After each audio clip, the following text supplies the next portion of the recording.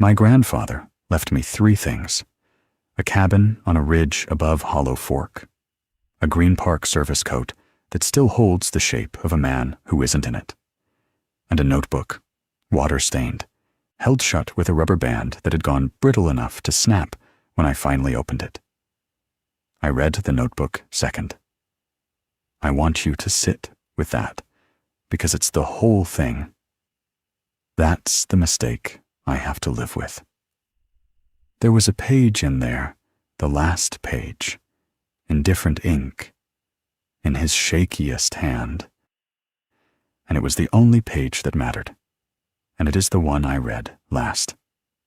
I still set out cornbread every morning, scrape the skillet, put it on the 3rd step, walk away without looking. I do it out of habit now, and I do it out of fear. And after a while up here, you stop being able to tell those two apart. My rounds start at first light, same order every day. I don't skip.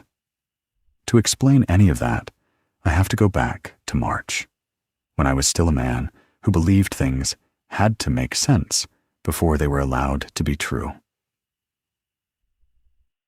I estimate loads for a living. Estimated, past tense. For 11 years, I told people how much weight a thing could carry before it failed beams, joists, floors meant to hold 100 people dancing. I was good at it, because I don't trust anything I can't put a number to. You show me a wall, I want to know what's behind it. You tell me a story, I want to know who measured. That's the kind of man I was in March. 34. Laid off 8 months, sleeping in a 1-bedroom in Knoxville, with a folding table for a desk because the real furniture went to my ex-wife. There was a truck payment I was 2 months behind on, and a settlement letter I kept face down on the counter, like it would bite me if it saw me looking. My grandfather's name was Elias Coyle.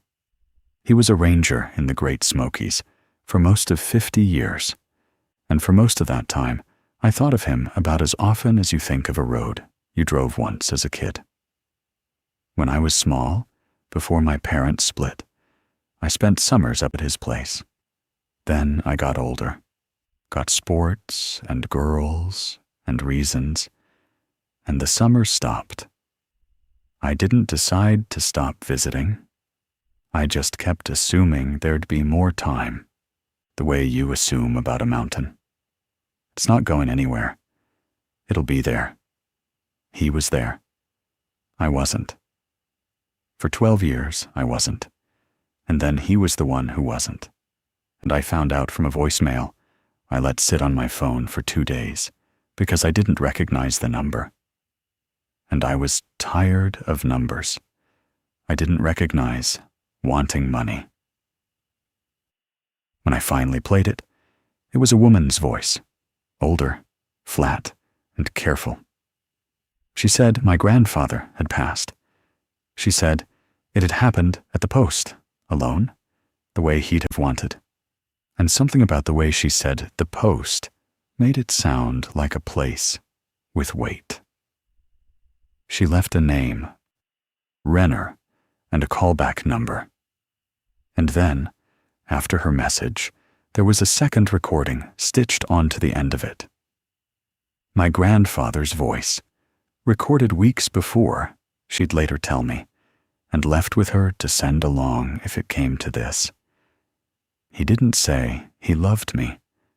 That wasn't him. He said, Wade, if you get the cabin, read the notebook first, before anything else. First. A pause, tape hiss, an old man breathing. Not the whole thing, just the part that tells you how to start. Then it cut off.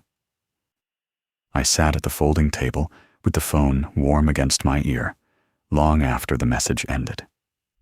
My grandfather had recorded instructions for his own death and handed them to a stranger to deliver. A man who plans that carefully isn't senile. I knew that even then. I just didn't let myself hold on to it.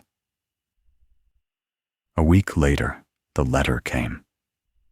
The letter was from the National Park Service, but it had my grandfather's fingerprints all over it, the way a house has the shape of whoever built it. It informed me that the cabin and the surrounding parcel at Sarvis Knob were mine outright. No mortgage, no lien. And it offered me a job. Seasonal caretaker and patrol assistant, backcountry post, housing included, which was the cabin I already owned. A stipend that wasn't much, but was more than the nothing I currently made. And a start date that Elias had apparently arranged before he died, like he'd booked me a seat on a train. I called the number. A man in an administrative office picked up, and when I said my name and why I was calling, his whole tone changed. Not colder, relieved. "Coyle," he said, "you're taking the Sarvis Knob post. I'm thinking about it. Think fast, if you don't mind me saying." He cleared his throat. "We were worried it'd sit empty a season. You don't want the post sitting empty?" Then, quieter, almost to himself, "Your grandfather was very clear it shouldn't sit empty." I asked him what that meant. He said, seasonal posts need continuity, budget reasons, and moved us along to paperwork so smoothly, I didn't notice he'd never actually answered. I told myself it was a free place to hide. A roof, a check, and 400 acres between me and a lawyer. That's what I told myself, and I want to be honest that it was mostly true. Grief is a good excuse to stop making decisions, and a job in the woods is a great place to not make any. I signed. I drove east into the mountains 2 weeks later, with everything I owned in the bed of a truck I still didn't fully own. I met Della Renner at a ranger office near Sugarlands, a squat cinder block building smelling of coffee and wet boot leather. She was maybe 67, short, with hands cracked like dry creek mud, and reading glasses hanging off a bootlace around her neck. She wore a green coat, 2 sizes too big. I didn't know yet it had been my grandfather's. When I found out later, it explained the way she kept touching the cuffs. She didn't shake my hand. She looked at me for a while, the way you look at a load you're not sure you can lift. "You favor him," she said, "around the eyes." She had a logbook open in front of her, and a legal pad with names written down the side in pencil, some crossed out. She ran her finger down them and stopped near the bottom. "Coyle," she read. "You a Coyle by blood or by paperwork?" I thought it was a strange question. I said, "Blood. My father was Elias's son." She nodded like I'd confirmed a weather report and made a small mark by my name. "You sleep heavy?" "I guess. Why?" "Good," she said. "You'll need to learn not to. Later." I laughed, because that's what I did with things I didn't understand. She didn't. She capped her pencil, stood, and said she'd take me up herself. "I can follow in my truck," I said. "I've got the address."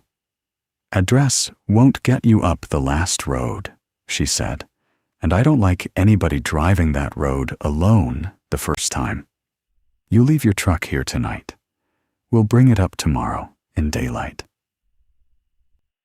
I asked why it mattered, whether it was daylight. "It matters," she said, and picked up her keys. The service road was gated with a chain and a padlock older than me. Della got out, unlocked it, waved me through, then relocked it behind us before we drove on. When I asked if we were keeping people out, she said, "Keeping the road honest," which wasn't an answer, and drove on.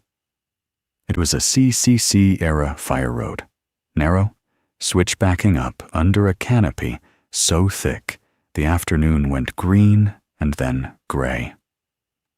We passed a wooden trail sign at a junction. 3 arrows. 2 had names burned into them. The third had a name once you could see the ghost of the letters, but somebody had sanded the wood down, smooth, deliberate, patient. So the name was gone. Only the shape of the arrow was left, and it pointed off into a drainage where the rhododendron grew so dense you couldn't see 6 feet in. "What's down there?" I asked. "Hollow Fork," she said, "closed, washed out in the 80s. She didn't look at it when she said it. She looked at me. And the whole way up the rest of the road, I noticed she kept checking the rear-view mirror.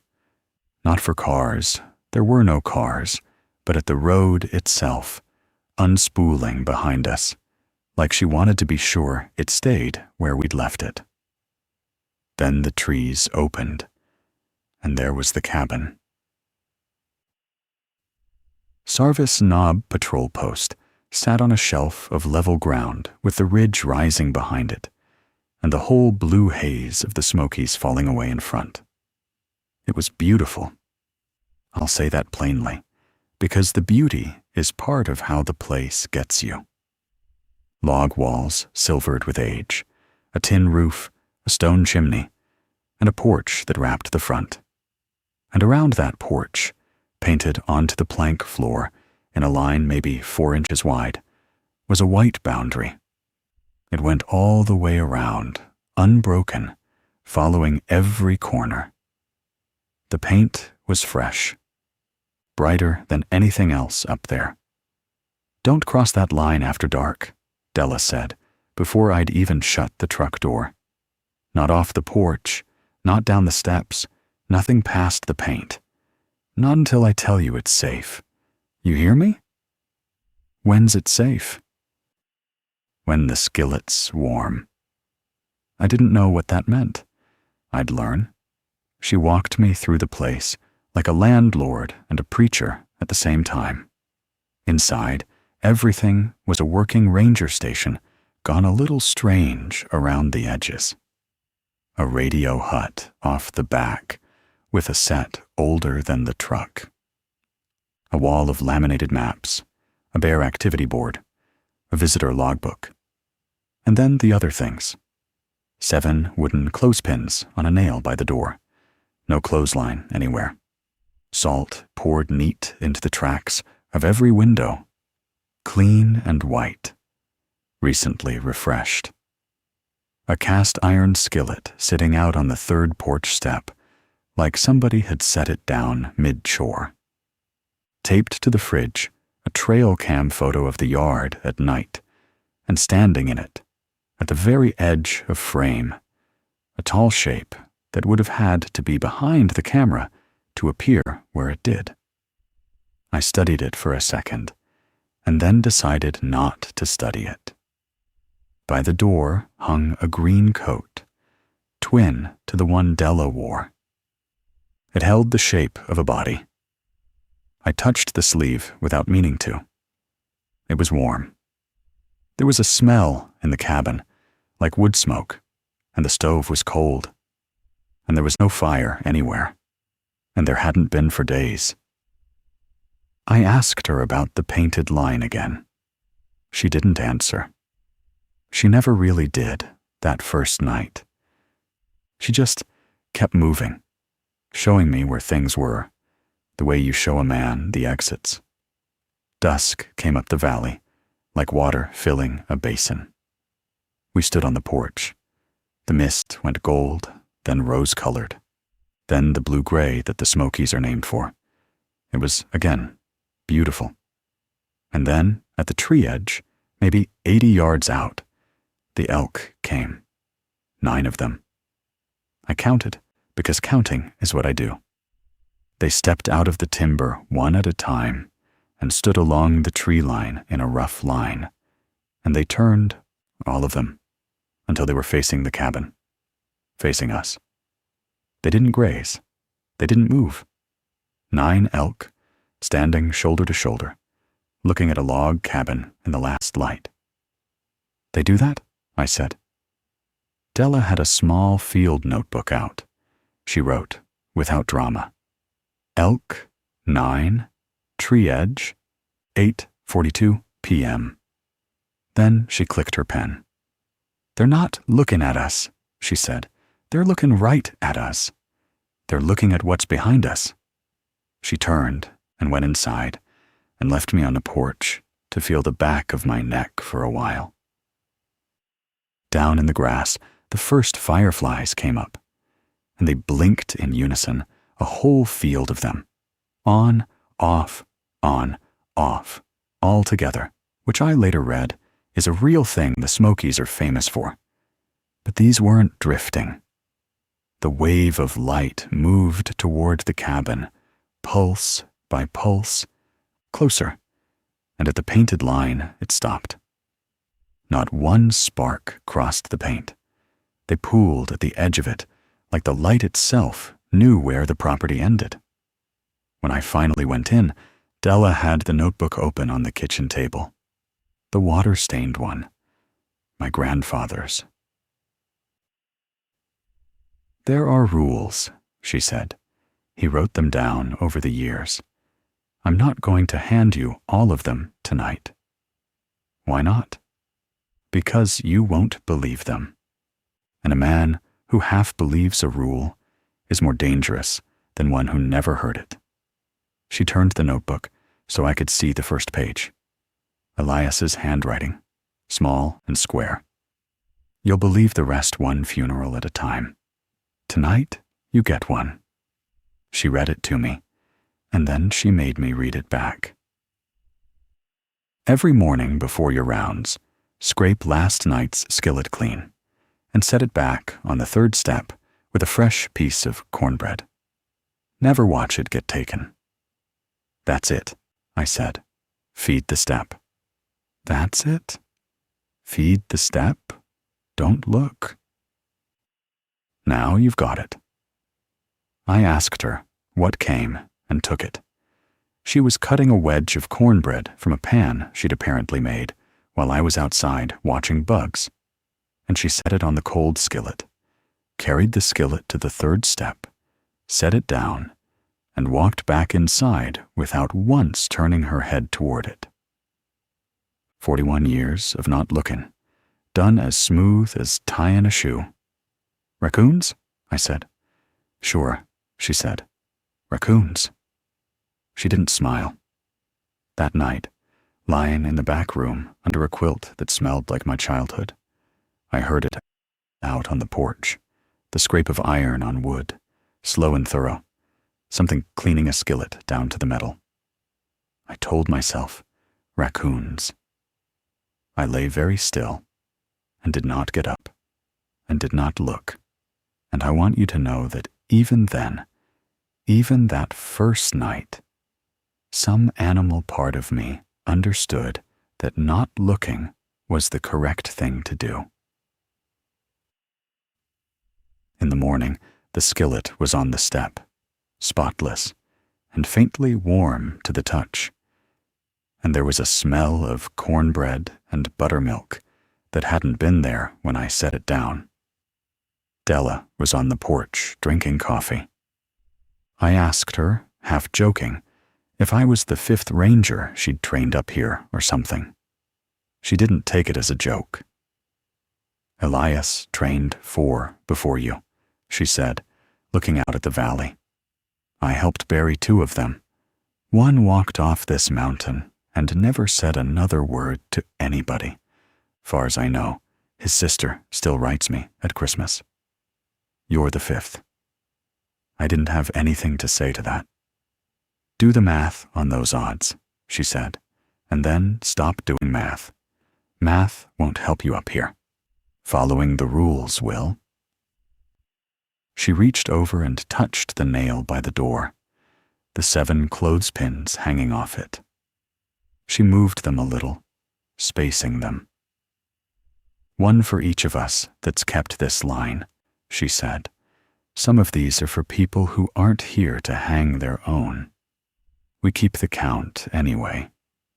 You count your dead up here, Wade? That's not morbid. That's maintenance. Then she signed the logbook night activity, nominal, and went to bring my truck up, and I stood on the porch, deciding she was a lonely old woman with a good story and a lot of ritual to fill the quiet. I lasted about a week on that. It was a Thursday. I'd been up late the night before running the generator down for maintenance, and I overslept, and I came out onto the porch with coffee in one hand and my head somewhere else entirely, and I walked right past the third step without setting out the skillet. Didn't even think about it. Went and did my morning rounds, checked the 2 trail cameras on the maintained trail, swapped an SD card, logged a downed limb across the path that I'd need to clear. I came back around 10, and the skillet was gone from the step. I found it in the yard, 12 feet out, past the line, sitting in the grass, and down the length of it, gouged into the cast iron, were 3 parallel scrapes, deep ones. You have to understand, cast iron is a hard, brittle thing. You can crack it. You cannot casually rake it like clay. I've dropped skillets on concrete and chipped them. I have never seen one furrowed, like something ran 3 fingers down it, and the metal gave. There was a clean drag line in the dew, where the skillet had been pulled through the grass. No tracks on either side of it. No paw prints, no boot prints, nothing. A skillet does not drag itself 12 feet across a lawn, leaving a wake and no walker. I stood there, running through every explanation a rational man keeps in his back pocket. Bear, vandal, Della, testing me. I checked the soft ground by the tree line for prints out of pure habit, the way you check a wall for studs. And there was nothing. And the nothing was worse than a track would have been. Della came out onto the porch behind me. She saw the skillet in the grass, and her face did a thing that was almost tired. "You watched," she said. "Or you forgot. Which?" "I forgot," she nodded slowly. "That's better than watching. But now they know you can forget." She went down the steps, picked up the ruined skillet, and turned it in her hands, thumb tracing the gouges. "This is the least of it, Wade. You understand me. These are the small ones, the polite ones. This is them being patient with you." She carried the skillet inside. That afternoon, she showed me the shed. The shed was where 40 years of my grandfather lived. A shelf ran the whole back wall, and on it stood spiral notebooks, one after another, each with a year written on the spine in his square hand. Some were regular notebooks, cardboard covers gone soft with damp. And some, maybe a dozen, had a wooden clothespin clipped over the spine. I reached for one of the pinned ones, and Della caught my wrist. Not hard, just there. "The plain ones you can read," she said, "anytime. They're mostly weather, and wildlife, and him complaining about paperwork. Read all you want. It's the closest you'll get to knowing him now." Her voice caught on that, just slightly, and moved on. The pinned ones never after dark, and the 1974 book, the last page of it, never at all. Not day, not night. That page isn't yours yet. "Whose is it?"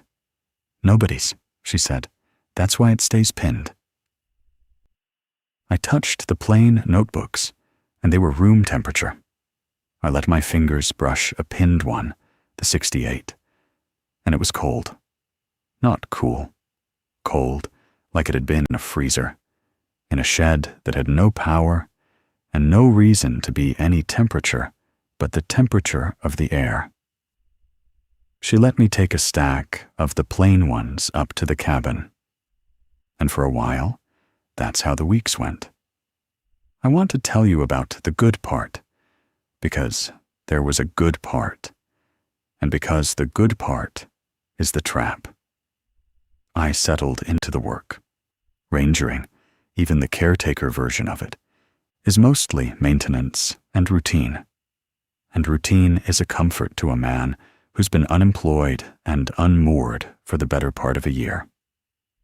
I walked the same rounds, in the same order every morning, checked the trail cameras, swapped cards, cleared blowdown off the maintained trail with a handsaw, and got good calluses, radioed dispatch on the schedule, Tuesdays and Fridays, on the primary channel, and logged the times, kept the visitor book, ran the generator on its hours, drank water from the spring behind the cabin, never the fork spring.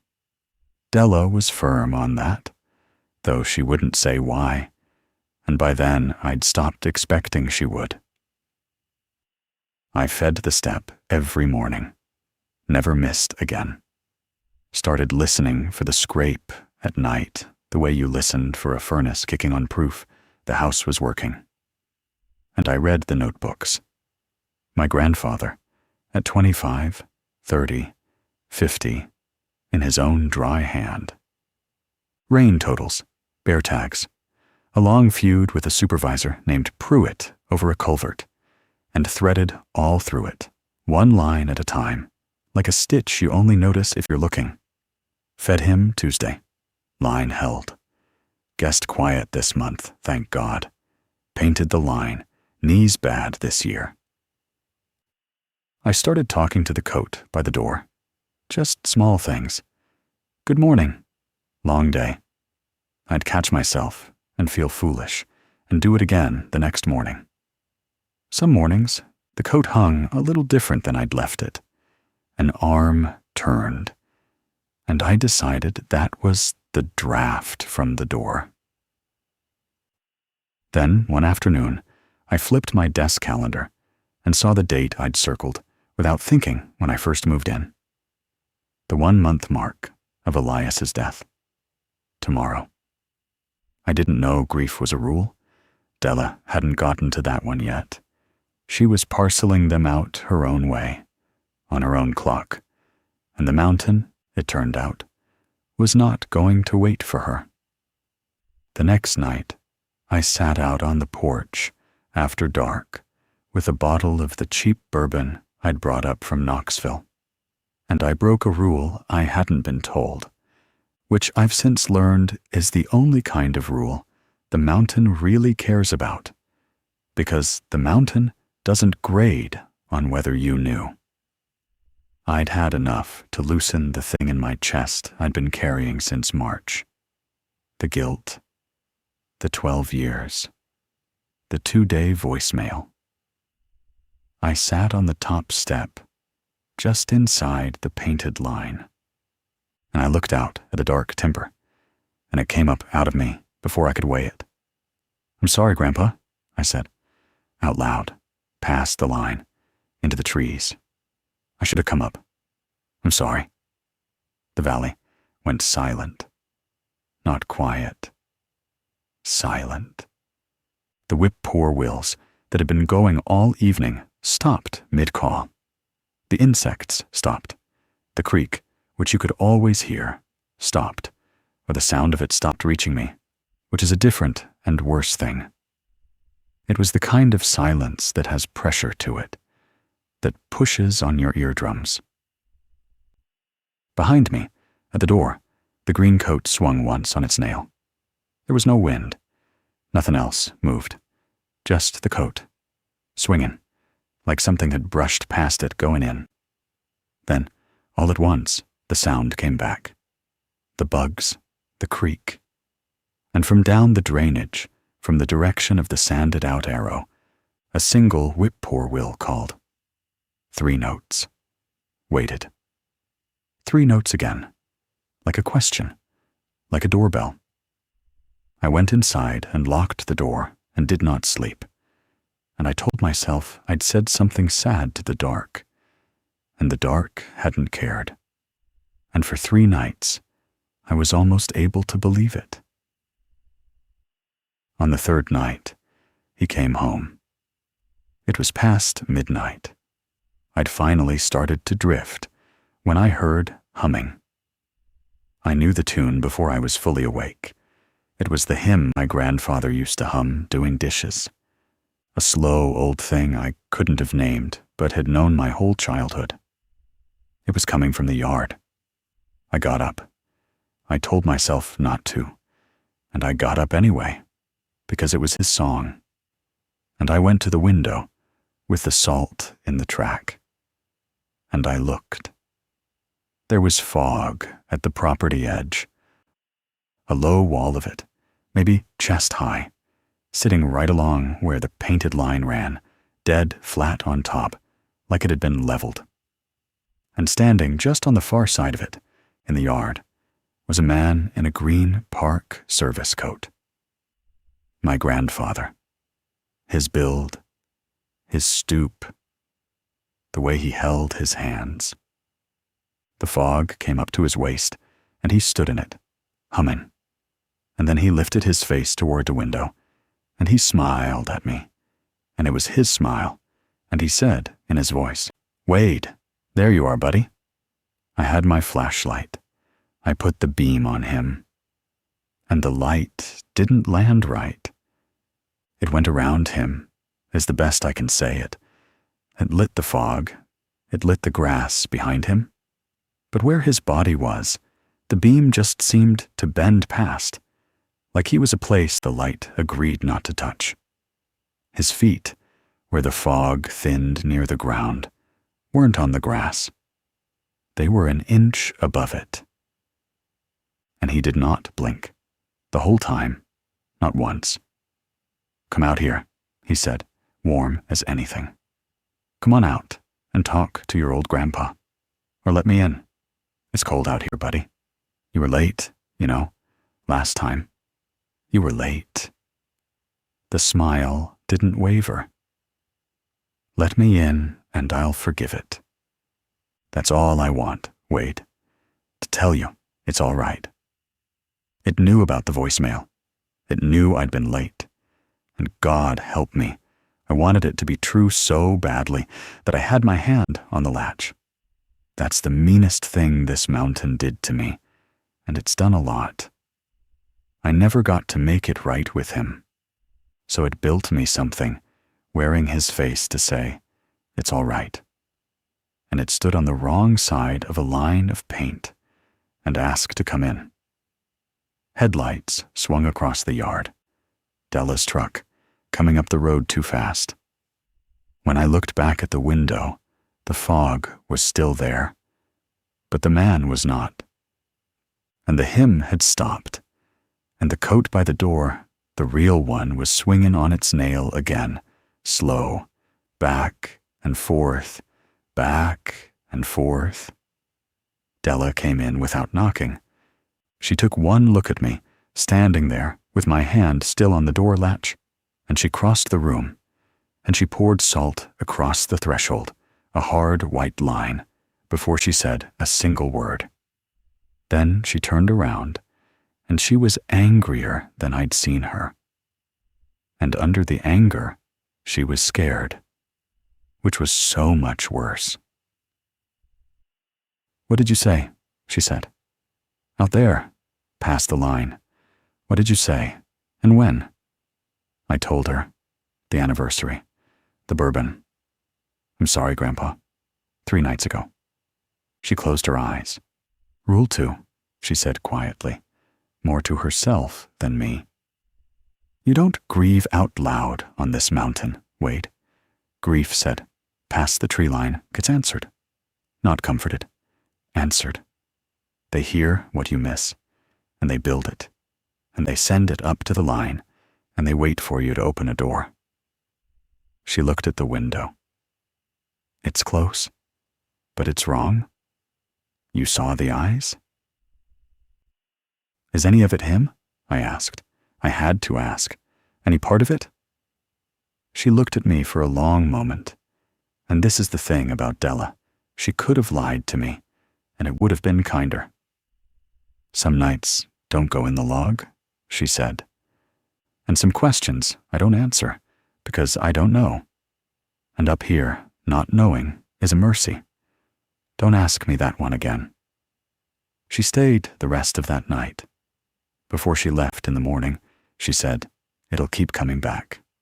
Polite, patient, wearing his face, right up until you slip.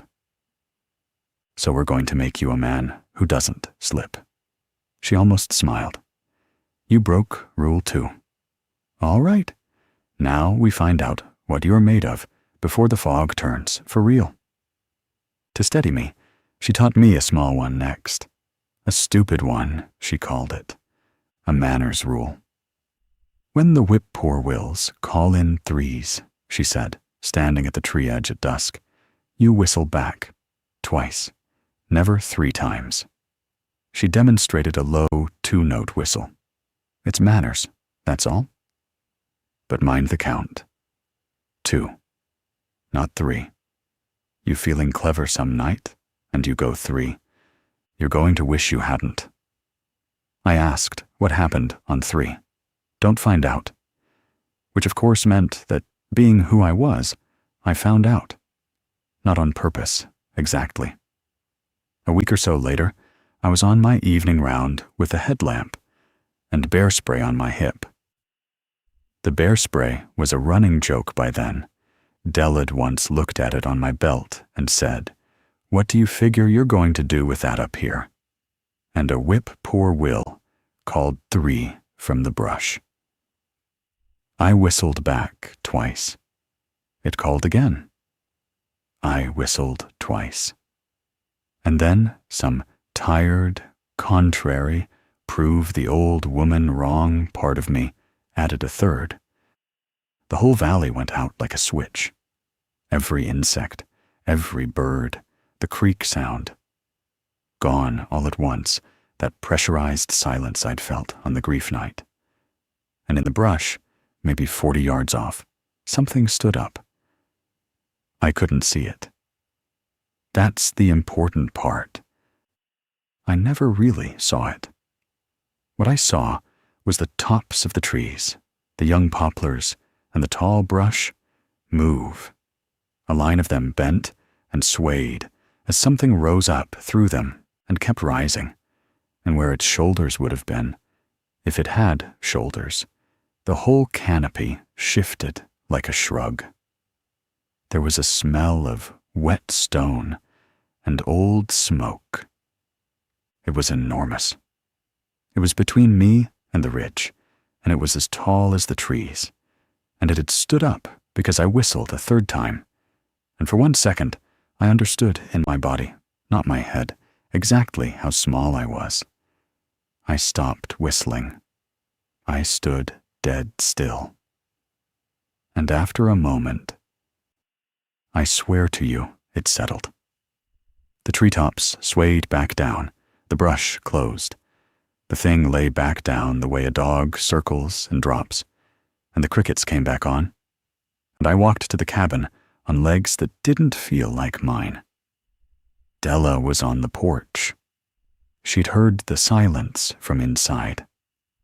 She looked at me, and for the first and only time, she laughed a short, surprised bark of a thing. You went 3? I went 3. Well, she shook her head, and then she got serious in that way she had, the humor draining out fast. That right there is the one thing on this mountain that likes you, Wade. Genuinely. It's on your side. Don't you ever waste his patience like that again. The one thing that likes you. I filed that away. I didn't understand it yet. I would.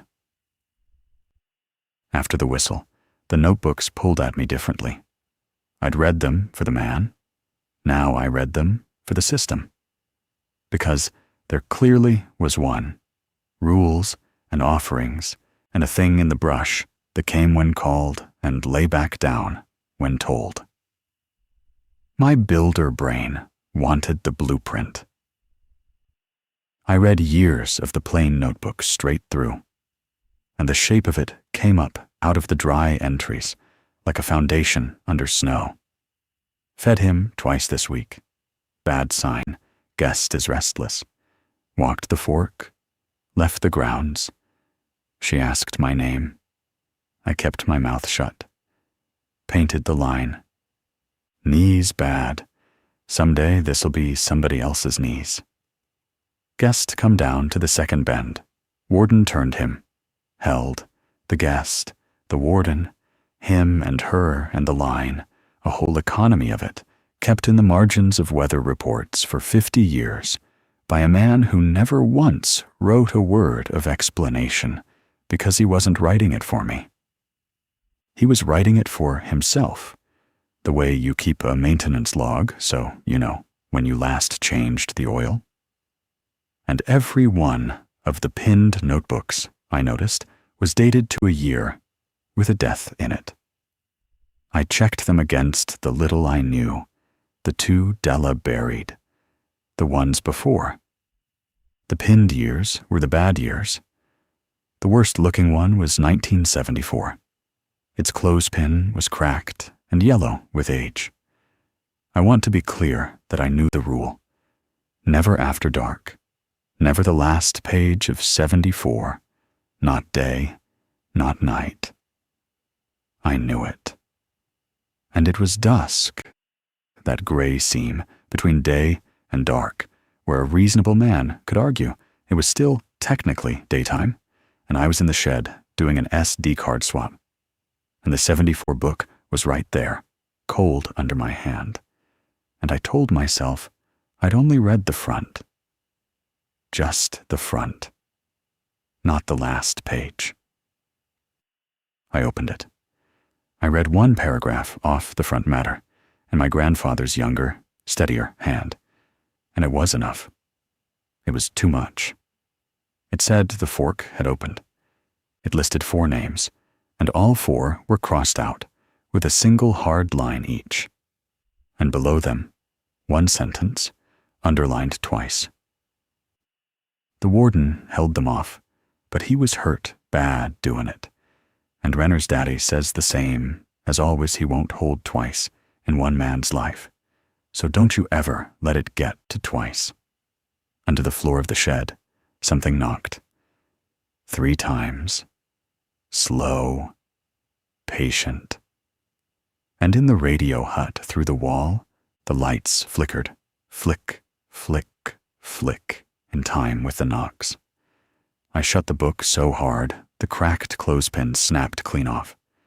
I put it back and pinned it with a fresh pin from the box, and I walked out of that shed and did not run because I had a strong sense that running would teach something my exact speed.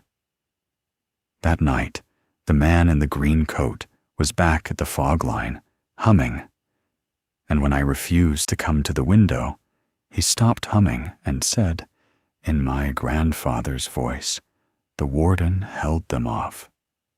But he won't hold twice in one man's life. Word for word off the page I'd just read. You shouldn't have looked, buddy. Now you know what I know. Now you'll worry like I worried. I put a pillow over my head like a child, and I did not answer it. And in the morning, the skillet was clean and warm, and that was the only thing on the whole mountain that made me feel like I might live through the summer. The 74 book kept mentioning the fork and the spring house at the end of it, and I realized there was a whole piece of this I'd been avoiding, the drainage behind the sanded arrow. So I asked Della, and for once, she'd been about to bring it up herself. There was a rule for it. Once a season, she said, somebody walks the hollow fork trace. Midday, alone, You take the used coffee grounds, you've seen me bury them. Well, you don't bury these. You carry them down, and you leave them on the step of the spring house at the end. You don't go inside, and there's a woman there. She'll ask your name. You do not tell her. You do not answer her at all. You leave the grounds, and you walk back out the way you came in, and you don't stop. Why coffee grounds? Because it's what we've always brought, she said, which up here was as close to a because as anyone got. It was my season to walk it. She couldn't go her knees, the same knees my grandfather complained about in the notebooks, some inherited ache of this job. So I went alone, midday, sun straight overhead, coffee grounds in a Ziploc in my coat. Past the sanded arrow, the maintained trail ended, and the rhododendron closed over me. You've maybe walked a rhododendron tunnel, the branches knit together overhead, until it's a green tube, dim as dusk at noon. The trail was clear, though. Somebody kept it clear, on a trail that washed out in the 80s. My radio, which had been fine, dropped to pure static the moment I passed under the first arch, a flat white hiss with no dispatch under it. The creek ran alongside the trace, and after a while, I noticed the sound of it was wrong. It was running downhill, the way water does, but the sound of it was climbing. The rush of it moved uphill, ahead of me, up the drainage, against the current. I stopped and looked at the actual water, flowing down, the sound of it going up. I decided not to think about that, and kept walking. Then I came to a patch of mud, and there were fresh boot prints in it. My size, my tread, my boots, the ones I was wearing leading down the trail ahead of me. I hadn't been here yet, and when I looked back the way I'd come, my prints came in from behind me the way they should, and also doubled. A second set laid over the first, coming back out while I was still going in. I kept walking. I want that on record. I kept walking because Della had said, "Don't stop."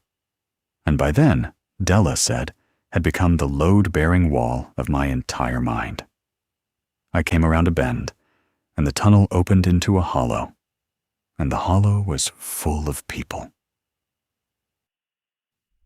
They stood among the rhododendron and the green half-light, and there were dozens of them. Men and women, some in old clothes homespun, brogans, a woman in a bonnet gone gray, some in hiking gear, bright nylon and day packs, one kid in a soccer jersey, settlers and lost hikers, 150 years of them, standing in the brush. None of them looked at me. That was the thing that nearly stopped my heart right there on the trail.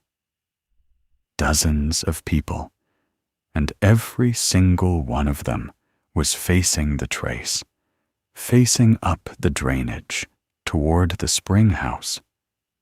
And not one head turned when I came around the bend. They stood mid-motion, some of them a hand half raised, a face tilted like it was listening, and none of them breathed. There's no mist of breath, no rise of a chest, no shift of weight.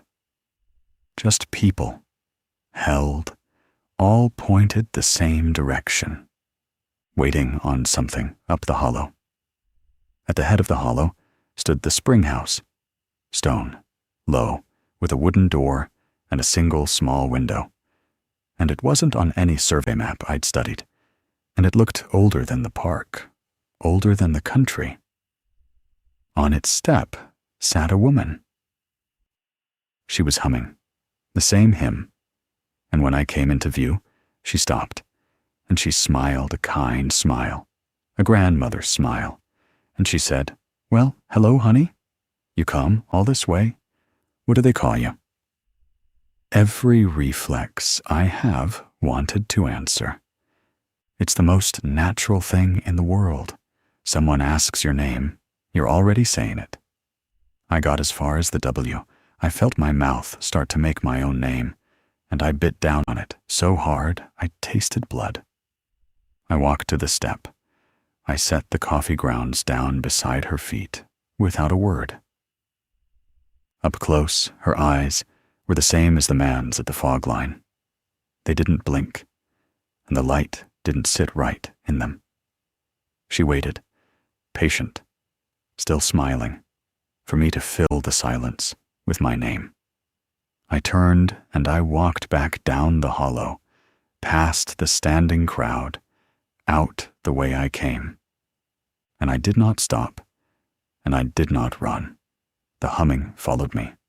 It came down the trace, behind me, keeping pace, never getting closer, never falling back for 100 yards, 200, all the way to a spot on the trail where it simply stopped, all at once, like it had hit a wall I couldn't see.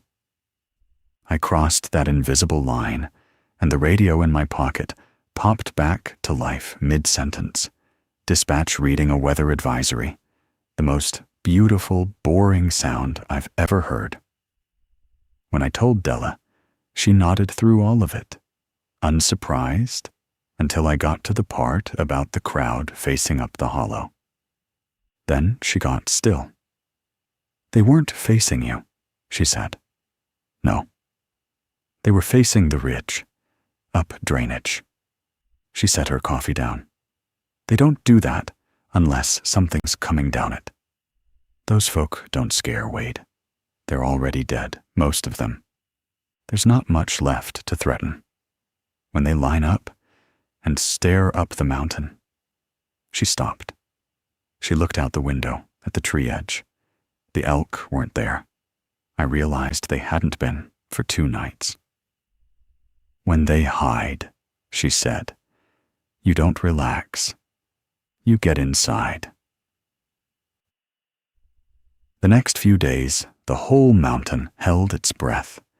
The knockers under the porch went from their patient 3 count to nothing at all. Silence under the boards, where there'd always been that small, almost companionable sound. The elk stayed gone. And one morning, the skillet on the 3rd step was untouched, first time all season. The cornbread sat there uneaten, going stale, and I understood without being told that it was worse than the gouged skillet had ever been. When even the small, polite things won't come out to eat, something big has cleared the room. Della came up and stayed. She walked the fire danger board out to the road herself and flipped it to extreme, which she said would keep any stray hikers or day trippers off the mountain. Official reason, she said, so I don't have to give the real one. The coat by the door had gone cold. I checked it 12 times, cold as the pinned notebooks. That night, the fog came up early, and for the first time, I saw it do what my grandfather's whole life had been about stopping. It rolled up out of the fork and across the yard, and it reached the painted line, and it stopped there, flat-topped, the way it always did, and then one tendril of it eased over the paint. Just one. A thin arm of fog sliding across the line onto the porch boards, feeling its way. Della was up out of her chair before I'd even registered it. "Salt the tracks," she said, already moving. "Now, all the windows, go." We went window to window, pouring salt into the tracks over the salt already there, doubling it, and I could hear my own breath and the strange dead quiet outside. The green door, the front door, the one that opens onto the porch, wouldn't latch. I'd close it and hear the latch seat, and then it would ease back open an inch on its own. No wind, no draft, just open, patient. I braced it. I dragged the first aid crate and a fire rake against it, jammed the rake handle under the knob the way you'd shore up a form before a pour. Della was on the radio, backup channel, low and fast. It's over the line, one arm of it. Skillets, cold. A pause. Static. Then her own voice came back out of the radio saying, "Come out to the fork, honey. It's fine." And Della keyed off it instantly and said to me, flat, "That's not me. I never say honey." You hear my voice say, "Anything soft? It's not me." I looked out the window I wasn't supposed to look out of, and I looked anyway, just for a second. At the edge of the fog, out past the line, there was a tall absence. I don't know how else to say it. The fog was everywhere, except one column of space where something stood. Tall as the man at the line had been, but wrong proportioned. Too long in the arm. And the fog wouldn't touch it. It curved away from it the way my flashlight beam had curved around the false grandfather. Cold came off it. I could feel the cold through the glass, a flat freezer cold. And the skillet, which lives warm, sat on the step out there gone black cold. And I understood that the cold and the empty skillet were the same fact. Della came and stood beside me and did not tell me to look away, which frightened me more than anything. "That's the guest," she said quietly. "That's what the line's for. That's what he fed the warden to hold." Her jaw was tight. "It's early. Elias always kept it later than this. Deep summer, dog days, not now." She watched it a moment longer. "Something's wrong with the line. It's been wrong since he died. The mountain's short a caretaker, and it knows."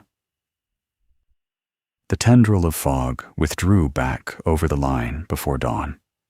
The tall absence went with it, back down toward the fork. By first light, the skillet warmed up on its own, and Della let out a breath she'd been holding most of the night, and said we could open the door now. That was the dry run. That was the mountain checking the locks. I know that now. The very next morning, dispatch paged Della off the mountain. A real one. A father and his teenage son overdue out of the back country 2 ridges over, weather turning, full multi-agency call-out. Incident command staging at a trailhead, an hour and a half away. She stood in the cabin with the radio in her hand, and her face went through something complicated. "I have to go," she said. "That's a real search. There are real people out there. I can't not go." "I know, but the timing." She looked at me hard. "You listen to me. This timing is too clean. Something wants me off this ridge tonight. I've seen it before the mountain arranges things. A tree comes down on the road, or a call comes in, and the caretaker's alone on the one night it matters." She was pulling on the big green coat, my grandfather's coat, and her hands were not quite steady. "If the fog crosses the line tonight and doesn't stop at one arm, if the fork opens, you don't run, you don't call out, you don't wait for me, because I won't get here in time. You do the last rule. You never gave me the last rule. I know I didn't. Elias left it. It's where he'd leave it." She stopped in the doorway. "Look in the coat, the one by the door. His coat, inside pocket." Then, quieter, the closest she ever came to tenderness. "You're a better hand at this than the last 2 he trained. He'd have told you so. He'd never have said it to your face, but he'd have told me. And she was gone down the road, and I heard the gate chain rattle, and then nothing. I went to the coat by the door. It was still cold. I reached into the inside breast pocket, and my fingers found a folded page torn out of a notebook, soft at the creases from being folded and unfolded a long time, and with it, a nub of white paint in a film canister, and a single wooden clothespin, brand new. The page was in my grandfather's hand, but not the square, steady hand of the notebooks. This was shaky, old man shaky, written slow, the last rule, the one the title of his whole life came down to. If the fork opens, take the skillet to the porch line, scrape it 3 times. Say only these words: the line is kept, the rent is paid, wake and stand. Then step back inside and let him work. Do not thank him. Do not learn his name. And below it, in that same shaking hand, smaller: Wade, I'm sorry to leave you this. I hoped the line would outlast me. It didn't. Set out the skillet, boy. Keep the count. E.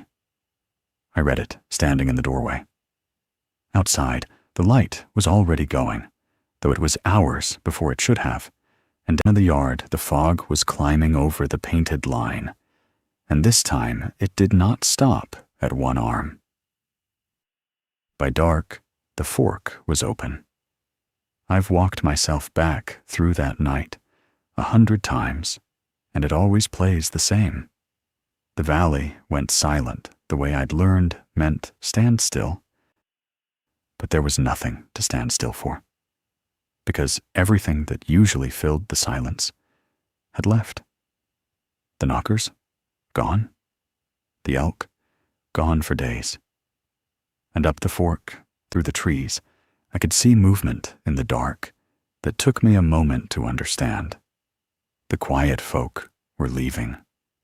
That whole standing crowd, the settlers and the lost hikers, streaming up the drainage away from the trace. And among them, a smaller shape I knew was the woman from the spring house. All of them climbing away from the thing coming down. The residents were abandoning the ground floor of the house, and worst of all, the brush where the warden lay. The patch of tree line that had stood up when I whistled 3 times was empty and still. Even he wasn't there. The fog poured up the yard, over the line, and kept coming, thickening across the porch, and where it flowed, the paint underneath began to blister and smoke, the white line curling up off the boards like paint under a torch.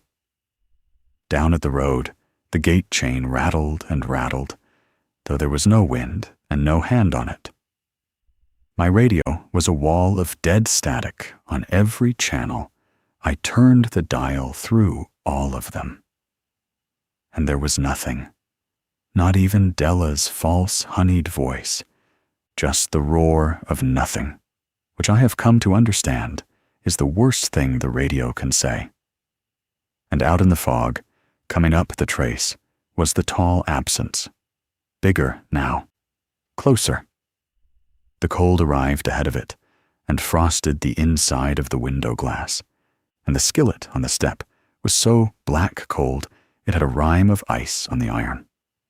I had the page in my hand.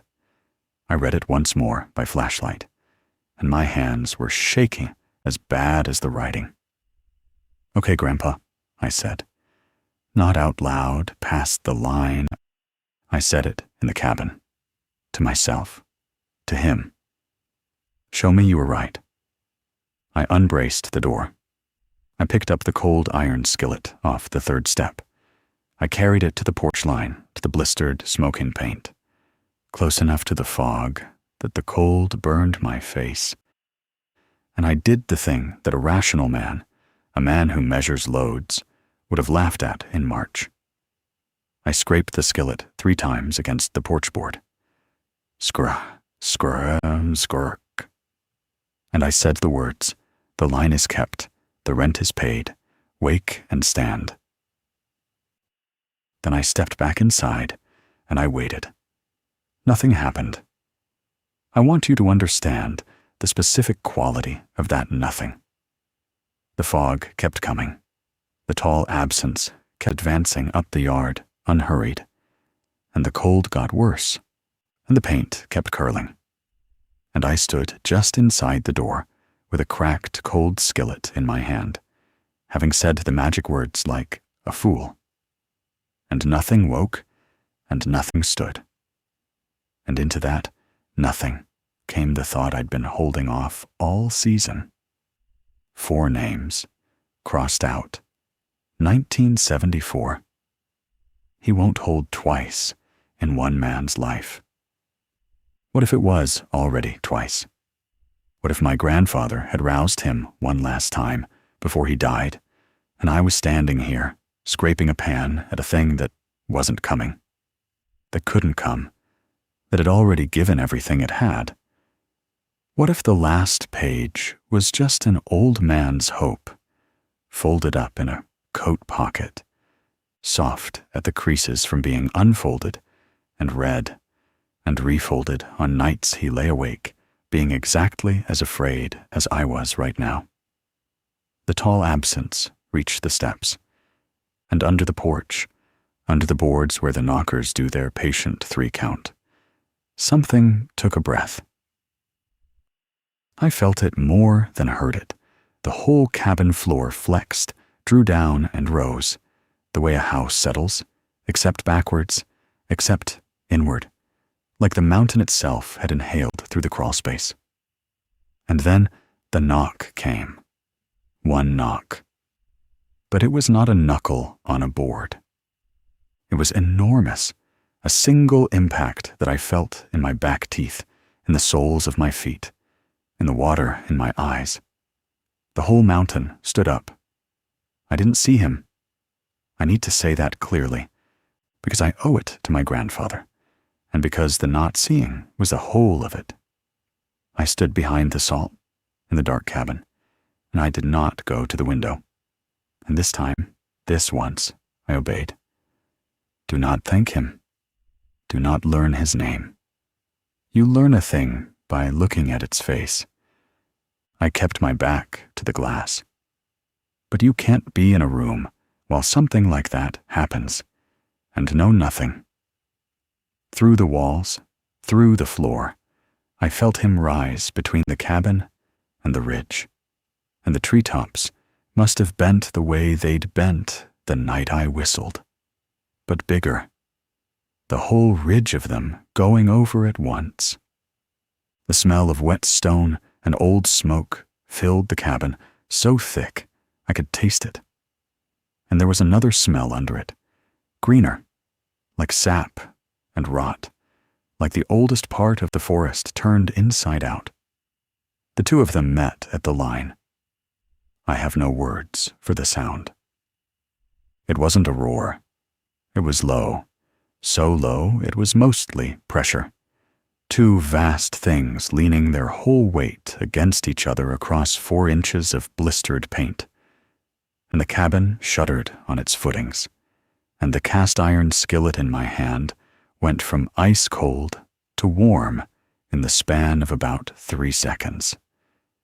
And I gripped it, and I stood, and I did not look.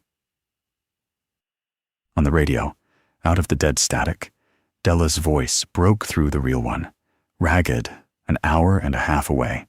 "Wade, did it stand? Tell me it stood, did it?" And then static ate her again. "It stood," I said, to a radio that couldn't hear me. "Grandpa, it stood." It went on all night. There were stretches of that low-pressure sound and stretches of terrible silence, and once, near the worst of it, a wet, tearing noise and a smell of copper that told me one of them was bleeding. And I found out at dawn which one. I sat with my back against the wall under the window, holding the warming skillet like a child holds a stuffed animal. And I kept the count in my head, Della's clothespins, 7 of them. All the caretakers who'd sat exactly here doing exactly this. And I stopped asking why any of it was true, and just held the line the only way a man inside a cabin can, which is by not opening the door and not looking out and trusting the thing his grandfather fed for 50 years to do its job. Somewhere in the black hours before light, the pressure eased. The cold pulled back. I heard something very large moving away. Up the drainage, slow, dragging, favoring one side. And the fog began, at last, to withdraw over the ruined line, back down towards the fork. The last thing before the gray came was 3 notes from a whip-poor-will, way up the ridge. I did not whistle back. Not that night. I didn't have it in me to say anything to anything. Dawn on that mountain comes up gold through the mist, and I have never in my life been so grateful for anything as I was for that first ordinary bird song. A wren somewhere going about his business. Then another. The valley switching back on, the machine of the ordinary world grinding back into gear.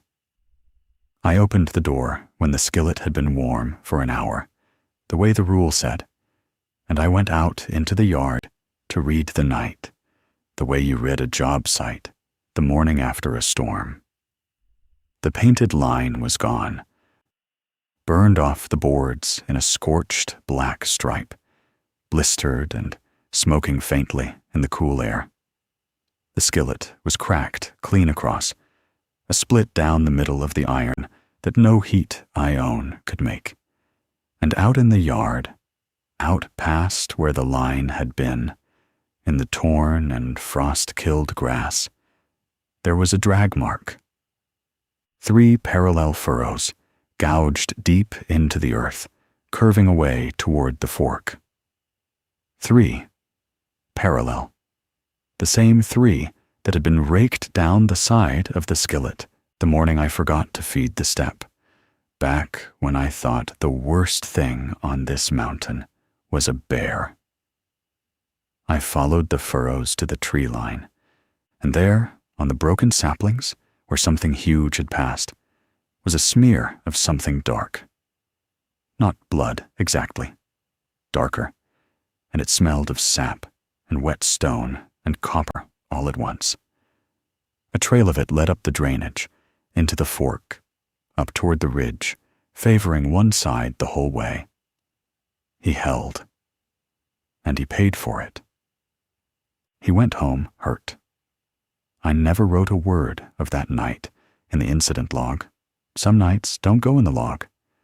I understood, finally, what she'd meant. Della's truck came up the road mid-morning. She'd been up all night, on a real mountain, looking for a real father and son.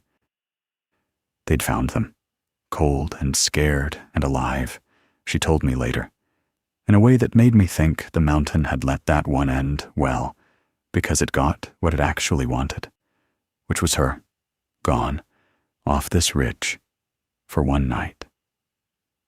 She got out, and she stood at the edge of the yard, and she looked at the scorched line, and the cracked skillet, and the 3 furrows in the grass.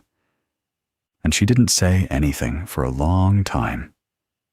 Then she looked at the tree line, where the dark smear led up into the fork, and something moved across her face that I'd never seen on her grief, I think, old grief, for the warden, or for my grandfather, or for the whole long chain of people who'd stood in that doorway before me.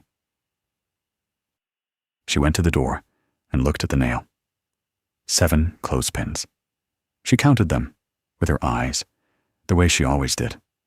And I watched her count, and I watched her stop. 6. One was gone. She didn't explain it. She didn't have to. I'd learned to count my dead by then. You kept the line, she said finally. That was all. And then, because she was Della, Elias would have had nothing to say about last night. Nothing at all. She let that sit. That's the highest thing that man ever said about anybody. She reached into her truck and came back with a can of white paint and a brush, and she held them out to me. Not to her. To me. I took them. That was 2 years ago. I'm still here. I repainted the line the next morning, on my knees, the way my grandfather's knees gave out doing it every spring. And I've repainted it every spring since. I found a new skillet in Gatlinburg, seasoned it up right, and it lives on the 3rd step now, and it's always warm. And I've stopped wondering how. I set out the cornbread every morning before my rounds, and I never, ever watch it get taken. I don't measure things anymore, not the way I did. I used to need a number before I'd let a thing be real. Now I count clothespins. I hung a 7th back on the nail, a new one, for the one that went missing that night, because Della said we keep the count, and because I understand now that the new one is, in a way that I don't examine too closely. For me, I'm on the nail now. I'm one of the 7. I whistle back twice at the whip poor wills, and never 3. I walk the fork once a season, midday, alone, and leave the coffee grounds, and I don't answer the woman, though she asks every time, patient and kind, "What do they call you, honey?" The elk come back to the tree line most evenings and stand facing the cabin, facing what's behind me, and I log them, 9 of them, and I don't turn around. I put a 2nd piece of cornbread out, too, now, one on the 3rd step for the small ones, and one at the tree edge, up towards the fork, for the one who stood. I don't know his name. I never will. That's the one rule I'll never so much as be tempted to break, because his name is the door. And I've learned what happens when you open doors up here. I started my own notebook, first one in the new stack, dated in my own hand. I write the weather and the wildlife and the paperwork, dry the way he did. And one line at a time, I write the other thing in the margins. Fed the step. Line held. Guest quiet, thank God. And I keep a clothespin clipped over the spine of the one page I hope whoever comes after me never reads until they've earned the fear to hold it. There's a line in that page, in my hand now, copied off the 74 book. He won't hold twice in one man's life. He held, for me, this once. That's one. I lie awake some nights and do the math I promised Della I'd quit doing. And the math says I've got a lifetime up here with a debt that can only be called in once, already spent on a night in my first summer, before I even understood what I was spending. The guest went up the ridge that morning, but I've walked the fork enough seasons now to tell you it didn't go far. It never does. It sits up there in the cold part of the mountain, patient as the knockers, patient as the woman on the spring house step, waiting for a season when the line goes unpainted and the skillet goes cold and there's no coil in the doorway to say the words. So I stay. I paint the line. I keep the count. My grandfather left me a cabin, a green coat, and a notebook. And I read the notebook last. And that's the mistake I have to live with, because if I'd read it first, I'd have understood in March what it took a dead man wearing his face at my fog line to teach me by August. He wasn't a lonely old man with rituals. He was holding something off this ridge for 50 years so that people like me, down in the ordinary world with our truck payments and our lawyers, never had to know it was up here. Now I know. And I write it down first, not last. If you're reading this someday, and your last name is Coyle, and this cabin has come to you the way it came to me, don't read the notebook last. Read it first, the way he told me to, the way I couldn't. And whatever else you do that first morning, before you ask a single question, set out the skillet.